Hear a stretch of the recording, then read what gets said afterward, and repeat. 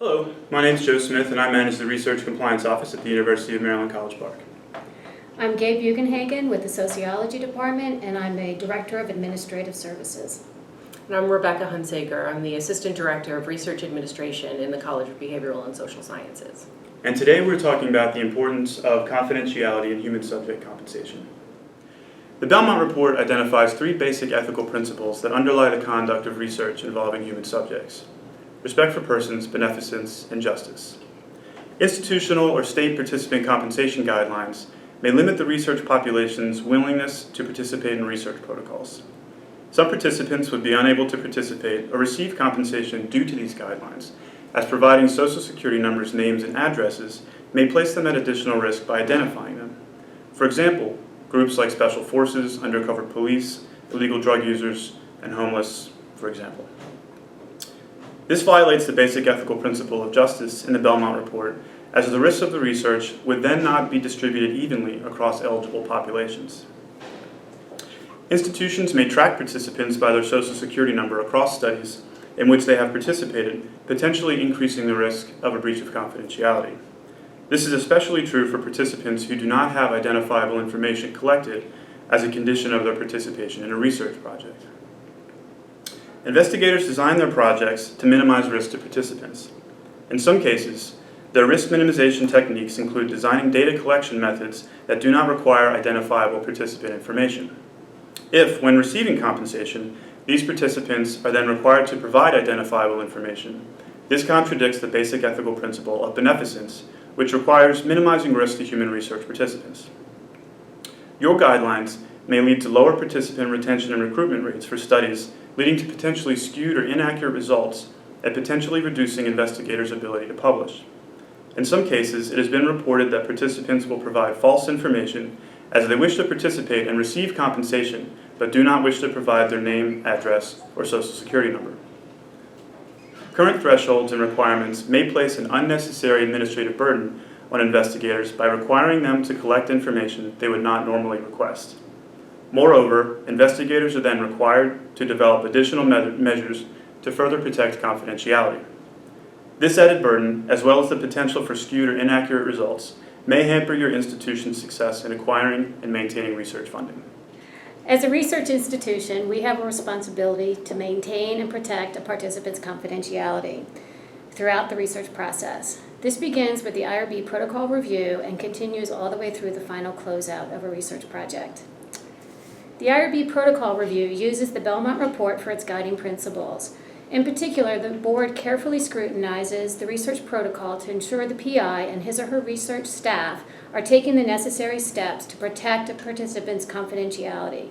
Examples of actions a PI may take to avoid breaches of confidentiality include filing consent forms separately from the research data, restricting the access to key research personnel, using password-protected files, secure network resources, breaking the link between a person's identity and the research data through using pseudonyms in an interview or random number identifiers.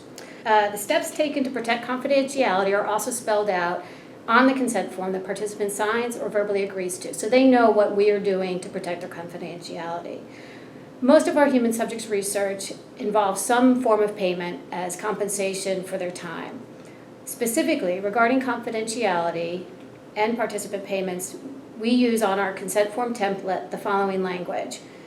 If you will earn $100 or more as a research participant in this study, you must provide your name, address, and Social Security number to receive compensation. If you do not earn over $100, only your name and address will be collected to receive compensation. In order to receive the payment, the participant then has to sign an actual receipt to confirm the amount and the date that payment was received. This original receipt is then kept with the department's business administrator.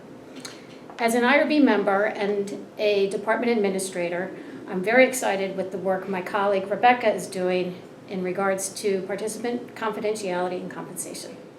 Recently, the University of Maryland has put together a working group for the purpose of reviewing and streamlining our incentives and compensation process. The working group was made up of members all across the board. We had members of the IRB, departmental administrators, researchers, members from the comptroller's office as well. The biggest discovery that we made during this process was that somewhere along the line we had inadvertently siloed the process. We'd split it into research-based focus and a business focus, which especially in this case, those have competing priorities.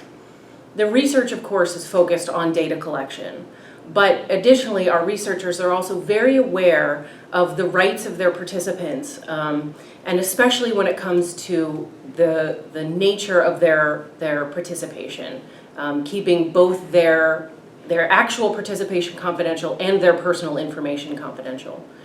The business side, on the other hand, is focused on the money. We're focused on the audit risk and the institutional state and federal guideline. Both are necessary, of course, but what you might discover looking at your own business practices is that, however unintentionally, you may be violating the agreement of confidentiality that your PIs have made with your participants. We may, as an institution, be undoing the minimization of risk to our participants that the researchers have agreed to. When we as administrators focus only on the financial burdens and responsibilities, we tend to forget the human aspect of it. So it's important to review your process with the human participant in mind and the institution's responsibilities to that participant in mind, to remember the promises that we've made to our participants. This cannot be done without all members of the compensation process in the room looking at the process together. We've gotten some arguments that participants leave campus and talk about their participation in our research, and therefore we shouldn't worry about their confidentiality.